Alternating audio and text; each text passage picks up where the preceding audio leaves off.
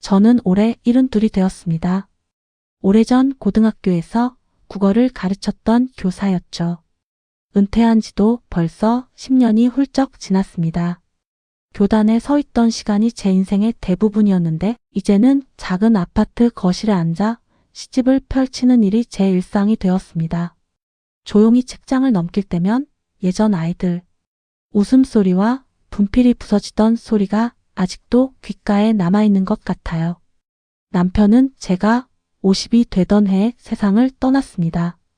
갑작스러운 병이었죠. 그때부터 저는 두 아이를 홀로 키웠습니다.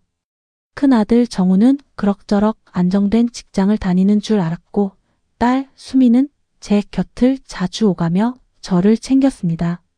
그렇게 살아오면서 저는 제 삶이 흔들리지 않았다고 믿어왔습니다. 저는 원칙을 중시했고 정직하게 살아야 한다고 가르쳤습니다. 그 가르침이 제 아이들에게도 스며들었다고 생각했죠. 하지만 은퇴 후 시간이 많아지니 그 믿음이 조금씩 흔들리기 시작했습니다. 요즘 제가 가장 힘을 얻는 곳은 동네 도서관에서 열리는 시 낭송 모임입니다.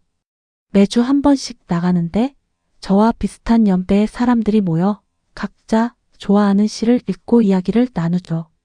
처음에는 그저 시간을 보내려 시작했는데 어느새 제 삶의 작은 위안이 되었습니다.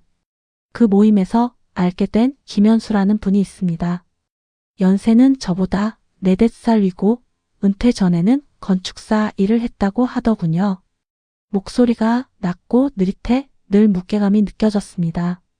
어느 날 시를 낭송한 뒤 저에게 조용히 말을 걸었습니다. 박 선생님은 늘 이렇게 고드시네요. 평생 원칙만 지키며 사셨을 것 같아요. 제가 웃으며 대답했습니다. 곱게 살아온 게 제 자랑이죠. 교사였으니까요. 그런데 현수 씨는 고개를 갸웃하더니 이렇게 덧붙였습니다. 그 길이 너무 외롭진 않으셨습니까? 순간 대답이 막혔습니다. 외롭다는 말이 마음속 깊은 곳을 건드린 거죠.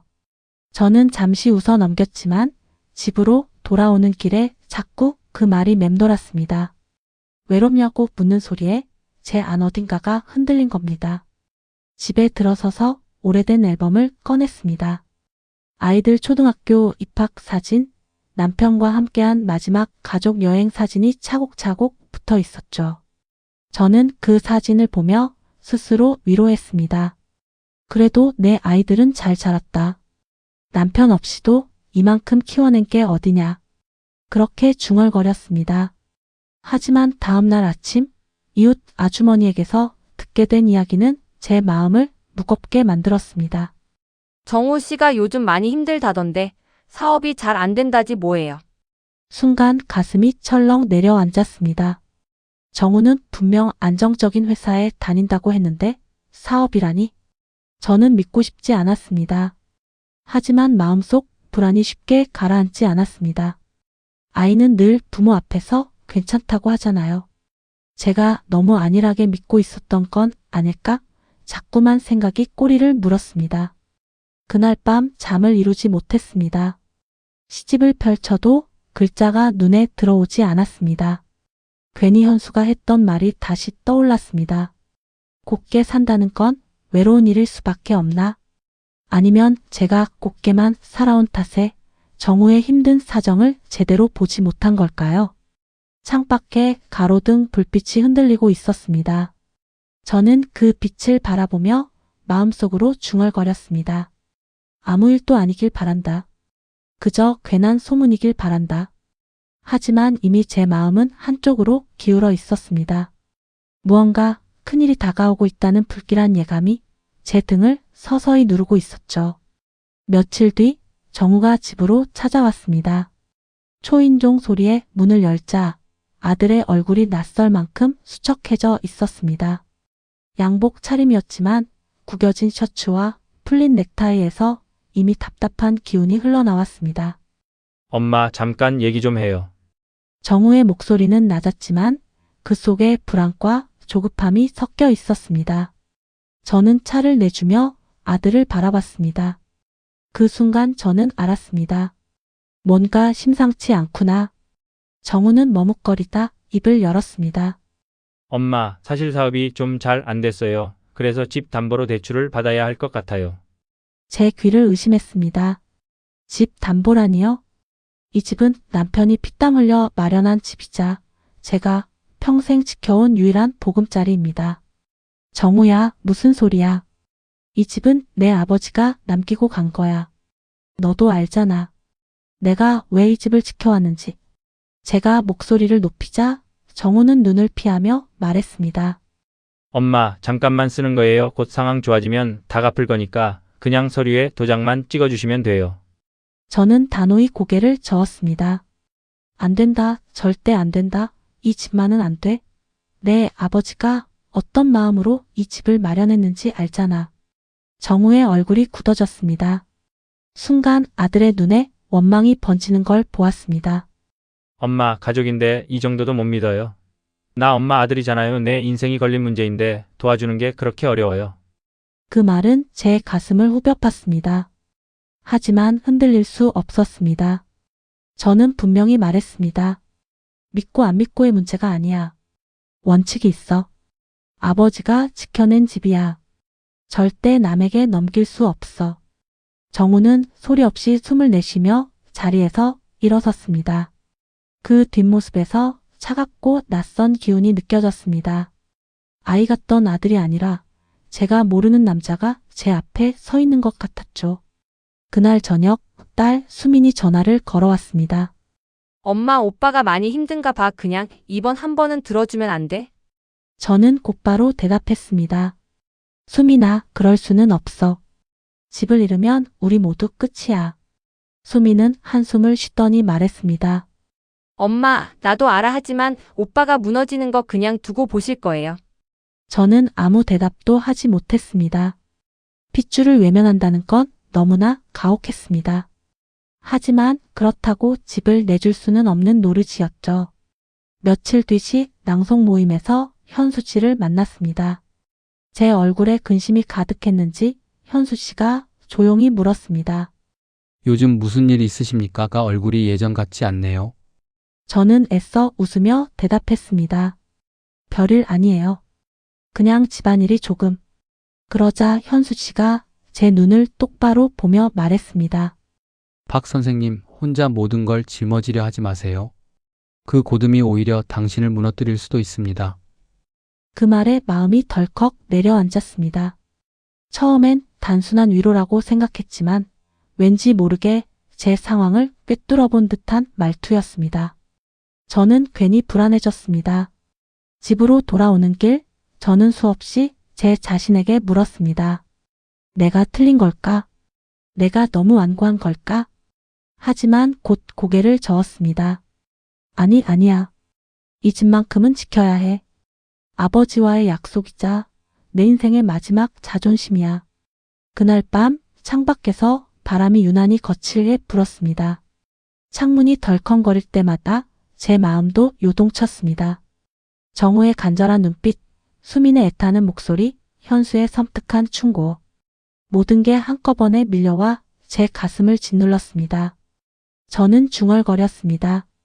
이대로 가면 무너지는 건 집이 아니라 가족일지도 모르겠다. 하지만 저는 아직 몰랐습니다. 그 균열이 단순한 갈등이 아니라 제 삶을 송두리째 흔들어 놓을 파국의 시작이라는 걸요. 나는 그날 저녁 여느 때처럼 마을회관에서 돌아와 빈집 같은 집안을 둘러보았다. 시계 소리는 유난히 크게 울렸고 손자에게서 온 문자 한 줄이 눈에 들어왔다. 할머니, 오늘은 바빠서 못 들러요. 그 짧은 문장이 내 마음을 괜히 쓸쓸하게 만들었다. 하지만 동시에 아까 구청에서 들었던 이상한 말이 다시 귓가를 맴돌았다. 요즘 이상한 서류가 자꾸 오가고 있다. 무슨 서류일까? 나는 괜히 불길한 예감에 서류 뭉치를 뒤적였다. 아들 준호가 서랍 깊숙이 넣어둔 봉투가 눈에 띄었다. 봉투에는 부동산 계약서라는 글자가 또렷했다. 손이 떨렸다. 떨리는 손끝으로 종이를 펼쳤을 때 낯선 이름과 우리 집 주소가 함께 적혀 있었다. 계약자 안에 아들의 이름 대신 며느리의 이름이 쓰여 있었다. 내 집을 왜 며느리 이름으로? 머릿속이 하얘졌다. 숨이 가빠오르고 심장이 불규칙하게 뛰었다. 순간적으로 이건 단순한 착오일 수도 있다라고 애써 합리화하려 했지만 문득 떠올랐다. 며칠 전 며느리가 전화로 누군가와 대화하는 걸 우연히 들었다. 네, 그럼 집 문제는 제가 알아서 처리할게요. 어머니는 아마 모르실 거예요. 그때는 대수롭지 않게 넘겼지만 지금 이 계약서를 보고 나니 모든 게 연결되는 듯 했다. 나는 혼란스러운 마음을 다잡으려 집을 나섰다. 어둑해진 골목길, 불빛 아래서 마주친 동네 친구 순애가 나를 보고 다가왔다. 언니, 무슨 일 있어? 얼굴이 하얗네. 나는 망설이다가 조심스럽게 서류를 보여주었다. 순애는 한참을 들여다보더니 눈을 크게 뜨며 속삭였다.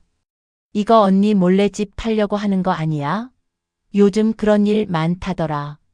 며느리 이름으로 계약하고 나중에 언니 내쫓는 경우. 그 말이 가슴을 후벼 팠다. 설마 내 자식이, 내 며느리가 나를 믿고 싶지 않은 생각이 밀려들었다. 하지만 마음 한구석에서는 이미 짐작하고 있었던 것일지도 모른다. 그날 밤 나는 잠을 이루지 못했다. 종이 위에 쓰인 며느리의 이름이 한 줄의 글자가 내 전 생애를 흔드는 칼날처럼 느껴졌다. 그리고 나는 다짐했다. 확실히 알아내야 한다. 설령 나 혼자 싸워야 하더라도. 며칠 뒤 나는 더는 참지 못하고 아들에게 직접 물었다. 식탁에 마주 앉은 자리 떨리는 목소리로 물었다. 준호야, 이 집 며느리 이름으로 계약한 게 사실이니? 아들은 젓가락을 내려놓더니 잠시 눈을 피했다. 그 눈빛에서 이미 대답을 읽을 수 있었다. 엄마, 그게 집을 좀 정리하려고 했어. 요즘 형편도 어렵고 투자도 필요하고. 그 말이 끝나자마자 가슴이 철렁 내려앉았다. 정리라니? 이 집은 내 아버지랑 내가 평생 모은 전부야. 내 아버지 영정 앞에서도 약속했잖아. 이 집만은 건드리지 않겠다고. 아들의 눈동자가 순간 흔들렸지만 이내 굳게 닫혔다. 그때 며느리가 끼어들었다. 어머니, 그렇게 큰일처럼 생각하지 마세요. 이 집 팔고 아파트로 옮기면 다 같이 편하게 살 수 있잖아요. 요즘 누가 이런 낡은 집에 살아요? 나는 며느리의 말이 칼날처럼 느껴졌다. 편하게? 그럼 나는 어디에 서 있어야 하니? 순간 숨겨온 감정이 터져 나왔다. 내가 젊을 땐 밥 굶어가며 이 집 지켰다. 내 아버지가 아프실 땐 내가 밤새 일해서 병원비 마련했고, 그런데 이제 와서 이 집을 돈으로만 보겠다고. 목소리가 떨리며 높아졌다. 아들은 침묵했고 며느리는 불만 가득한 얼굴로 고개를 돌렸다. 그 순간 집 안 공기가 얼어붙었다. 잠시 후 문득 방문 밖에서 인기척이 들렸다. 손자였다. 그는 몰래 이 모든 대화를 듣고 있었다. 할머니 손자가 조심스레 불렀다. 내 눈과 손자의 눈이 마주쳤다. 그 순간 눈물이 왈칵 쏟아졌다. 내 편은 아무도 없다고 생각했는데 저 아이만큼은 다 알고 있었구나. 하지만 곧 며느리가 날카롭게 말했다. 괜히 애까지 불안하게 만들지 마세요. 손자 앞에서 이렇게 감정적으로 굴지 마시고요. 그 말은 마지막 못을 박는 듯했다. 나는 더는 목소리를 낼 수 없었다. 그저 주저앉아 흐느끼며 마음속으로만 다짐했다. 내가 지켜야 한다. 누구도 믿을 수 없어도 이 집과 내 삶만큼은 끝까지 내가 지켜내야 한다. 그날 이후 며칠 동안 나는 밥도 제대로 못 먹고 밤마다 뜬 눈으로 지냈다. 이 집을 지키고 싶다는 생각 하나가 나를 버티게 했죠. 어떻게든 방법을 찾아야 한다. 그냥 빼앗길 수는 없어. 내 마음속에서 불길처럼 결심이 타올랐습니다. 우선 서류를 다시 확인했어요. 구청에서 들었던 말, 계약이 이상하다던 소리가 머릿속에서 떠나질 않았거든요. 내가 직접 확인해보니 정말 그랬습니다. 소유권 이전이 아직 완전히 끝나지 않았더군요. 아들이 며느리 이름으로 계약을 진행했지만 내 동의가 필요한 서류가 빠져 있었던 겁니다. 그 순간 심장이 두근거리며 손이 떨렸습니다. 아직 늦지 않았구나. 아직 살 길이 남았어. 나는 곧장 법률 상담을 받으러 갔습니다. 상담을 해준 변호사는 내 얘기를 듣더니 고개를 끄덕였죠. 어머니, 다행히 아직 확정된 건 아닙니다. 소유권 이전은 동의가 필요하고 지금 상황이면 충분히 막을 수 있어요. 그 말을 들으니 눈물이 핑 돌았어요. 아직 내 손에서 놓지 않았구나. 지켜낼 수 있구나. 며칠 뒤 아들과 며느리를 불렀습니다. 내가 차려놓은 밥상 앞에서 단단히 마음을 다잡고 말했죠. 준호야, 세영아. 이제 그만하자. 이 집은 절대 팔 수 없어. 내 아버지와 내 땀이 배어있는 곳이고 너희도 여기서 자랐잖니? 그런데 내 욕심 때문에 이 집을 돈으로만 본다는 건 나에 대한 배신이야. 아들은 차마 고개를 들지 못했습니다. 며느리는 끝까지 불만을 드러냈지만 나는 서류를 내밀며 단호하게 말했죠. 이미 변호사에게 확인받았다. 내 동의 없이는 이 집 누구도 팔 수 없다. 다시는 이런 일로 나를 흔들지 마라. 그렇지 않으면 법으로라도 끝까지 갈 거다. 그 순간 방 안이 조용해졌습니다. 준호는 결국 고개를 숙이며 떨리는 목소리로 말했죠. 엄마, 죄송해요. 제가 너무 욕심을 부렸습니다. 내 눈에서 눈물이 흘러내렸습니다. 나는 내가 힘든 줄 몰랐던 게 아니야. 하지만 힘들다고 해서 가족의 뿌리를 팔아넘기는 건 아니지 않겠니? 우리가 살아온 시간은 돈으로 살 수 없는 거야. 손자가 옆에서 내 손을 꼭 잡으며 말했습니다. 할머니, 저도 이 집 좋아해요. 저도 지켜드릴 거예요. 그 말이 내 가슴 깊이 파고들었죠. 나는 아이의 작은 손을 감싸 쥐며 속으로 다짐했습니다. 그래, 내가 살아있는 한 이 집은 결코 무너지지 않을 거야. 그날 이후 집안의 공기는 달라졌습니다. 아들과 며느리도 조심스러워졌고 손자는 더 자주 내 곁을 지켜주었죠. 나는 여전히 불안할 때도 있지만 마음 한편이 든든했습니다. 저는 오늘도 이 마당에 서서 지난 세월을 떠올립니다. 남편과 웃으며 꽃을 가꾸던 날들, 아이들이 뛰놀던 순간들, 그리고 내가 끝내 지켜낸 이 순간까지. 비록 몸은 늙었지만 마음만은 단단히 서 있습니다. 저는 깨달았습니다. 가족이란 때로 상처를 주기도 하지만 끝내 붙잡아야 할 뿌리라는 걸요. 그리고 저는 이 집과 함께 끝까지 살아갈 겁니다. 평생을 바쳐 지켜온 집, 그리고 그 집 안에서 이어온 가족의 이야기. 때로는 가장 가까운 사람들이 가장 큰 상처를 주기도 합니다. 하지만 그 상처를 견디고 버텨내며 결국 끝까지 지켜내야 할 것도 있죠. 우리의 삶도 다르지 않습니다. 돈으로 살 수 없는 것, 세월이 남긴 뿌리, 그리고 함께 흘린 눈물. 그것이 결국 우리를 지탱하는 힘 아니겠습니까? 이 이야기가 오늘을 살아가는 여러분께 작은 울림이 되었기를 바랍니다. 끝내 지켜낸 그녀의 집처럼 여러분의 마음속 소중한 무언가도 결코 흔들리지 않기를 바라며 오늘 이야기는 여기서 마치겠습니다.